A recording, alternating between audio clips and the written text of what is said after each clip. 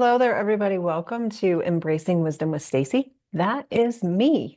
And I want to talk to you today about some exciting things that I achieved. And I want to talk about it because I think it's so important to know that one of the greatest gifts that you can give yourself is your own personal accountability.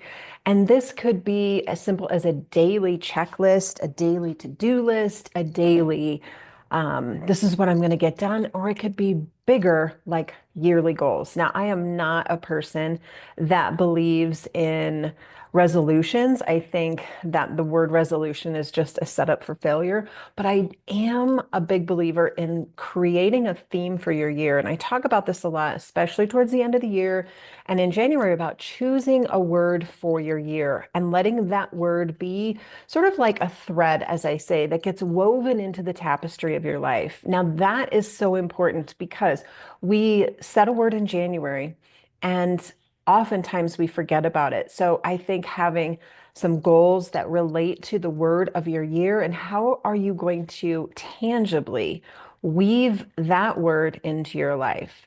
So this year, my word of the year was renewal, which meant to me that I needed to find a new version of myself, not a better version. I didn't need to reinvent the entire version of me, but I needed to change some things and embark in new things.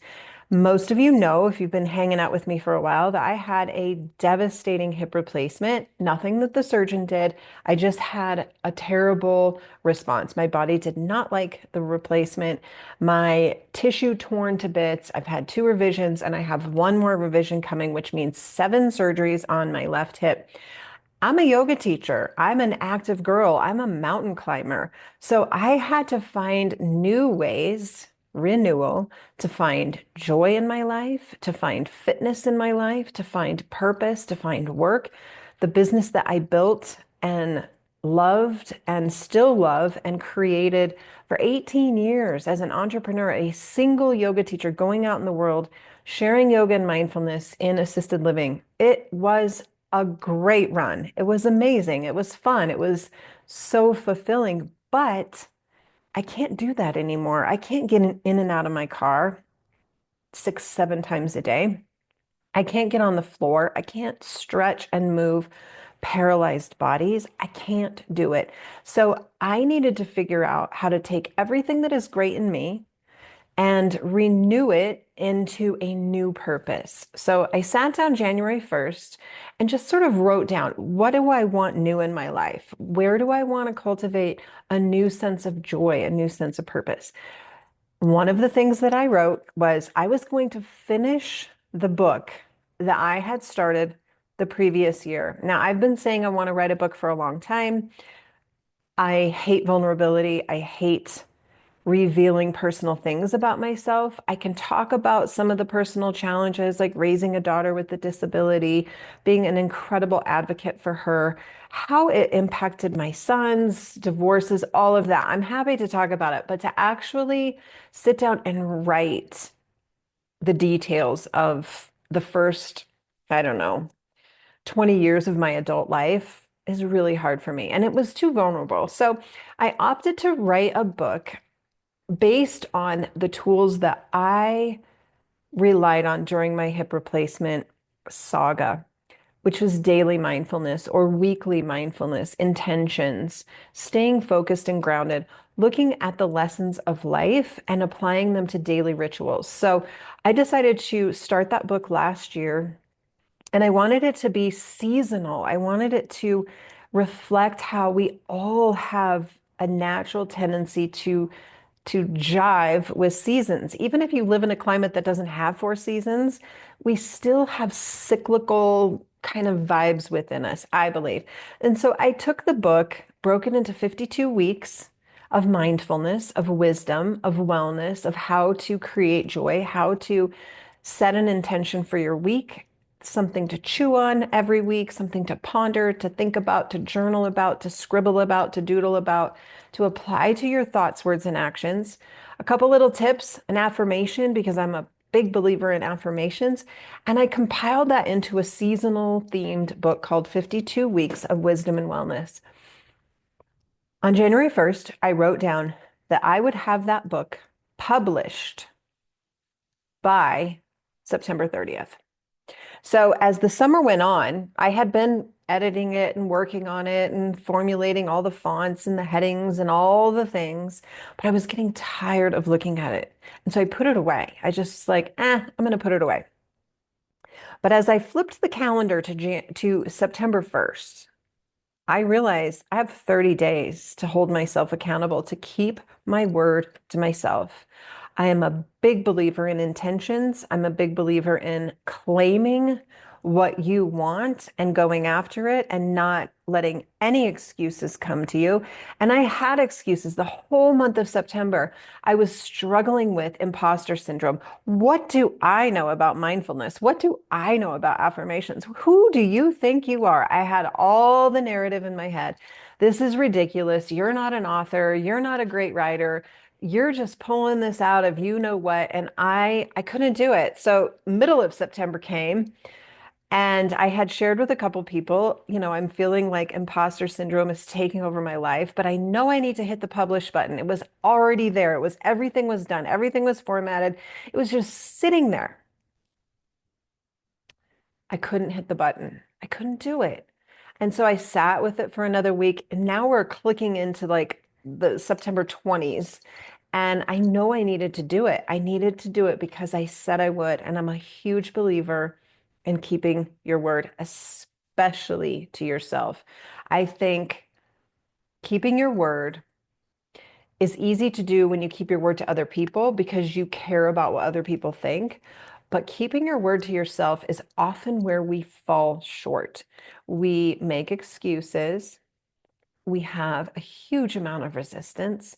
We don't believe in ourselves. We don't think we're good enough. We don't think we're worthy enough. We have all of that work. Even if we've done the work, we've seen a therapist, we've done it all, we still have a tendency to make excuses as to why it shouldn't happen for us. So I really thought about that. And I went on a couple long walks by myself and I really thought about what is it that is preventing me from keeping my word to myself? What am I afraid of? Why am I scared to do this? And the answer was really in that vulnerability piece. And if you've hung out with me a while, 2 years ago, my word of the year was vulnerability. And I had to allow myself to be emotionally exposed, which is really hard for me. I don't let people really see my emotions. I forge a path of resilience in my life. I just show up. I just show up strong and big and I just don't let emotions surface. And that can be a good thing and a not so good thing. Some people have said to me that I'm not emotional, which is false. I'm highly emotional. I just keep them managed. I keep them tempered. Even great emotions. Like it's not even like I don't want to cry. I also don't want to be on the other end of the spectrum where I'm super giddy. It's just not who I am. So I am emotional, but I keep my emotions in check. And so I was pondering, like, what is it that is holding me from hitting the publish button? And it came back to vulnerability and being emotionally exposed. And it's not like I care what kind of Amazon reviews I might get on the book. I don't even care if I sold a book. It wasn't about achievement. It wasn't about being a best-selling author. It had never anything to do with making money, selling books, being popular. That wasn't it at all. My intention was I wanted to share with the world what grounded me in those 52 weeks more of dealing with hip surgery, recovery, losing my business, having to reinvent myself. I wanted to pass along the tools in the toolbox that really helped me. So that's what it became about. And when I stepped out of the fear factor and I realized that back in January, my intention was to share with the world tools, what worked for me, what kept me afloat, what kept me successful, what kept me renewing myself was that was what I wanted to achieve.